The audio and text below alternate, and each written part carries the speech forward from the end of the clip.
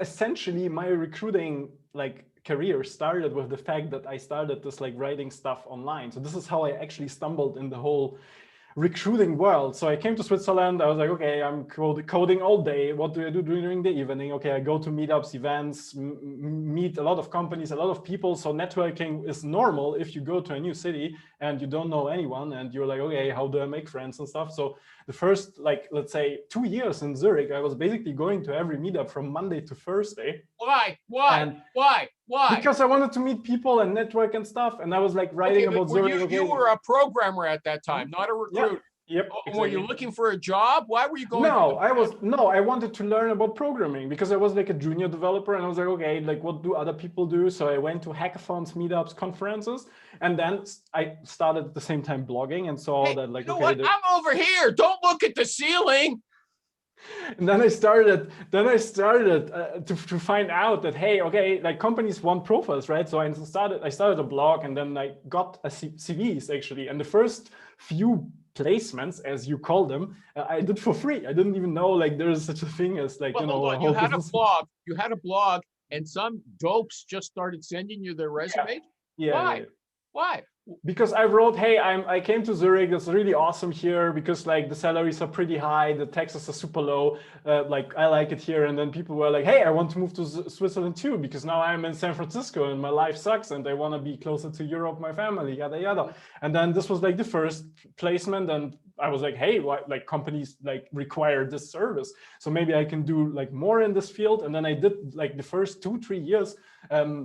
Actually without calling anybody up because like I didn't like, so the first year I did part-time, right? So I had like a normal job. I went to my boss. I said, okay, I want to like try this recruiting thing on the side.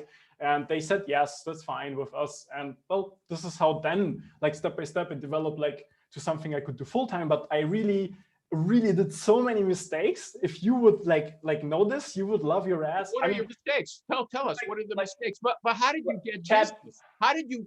So I these told the people. company like, can I like send you like profiles? Like, Hold do on a you sec. like? Okay, so I'm Joe Blow. That's a standard nickname in San Francisco. Okay, I want to come home to Switzerland, so I say, well, hey, there's Ivan's in Switzerland. I'm going to send him my resume out of the blue. He's not even a recruiter, but just in case he knows somebody, I'm sending him Yeah, the resume. You yeah. get the resume. What do you do with it? What did you do with it?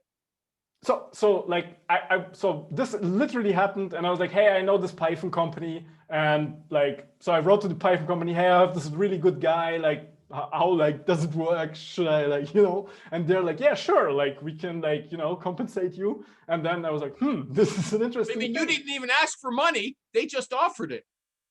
I don't Or remember the details. It's or too did many you years pose as ago, did you tell them but already from the very start you were a recruiter, or did you just say, hey, I know this guy, maybe you'll be interested in him, and um, they thought you were a recruiter? No, okay, mm, so you telling a different story now. You decided right away, I got a resume, this is money, I'm gonna charge for this person. That's what happened, right? I don't. I would have to look it up. I don't remember, Oh, but it could be both.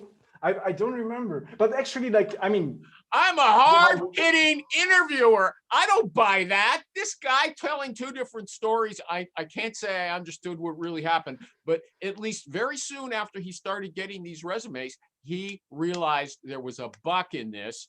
And then I assume once he started doing okay, he said, I'm going to go into this full time.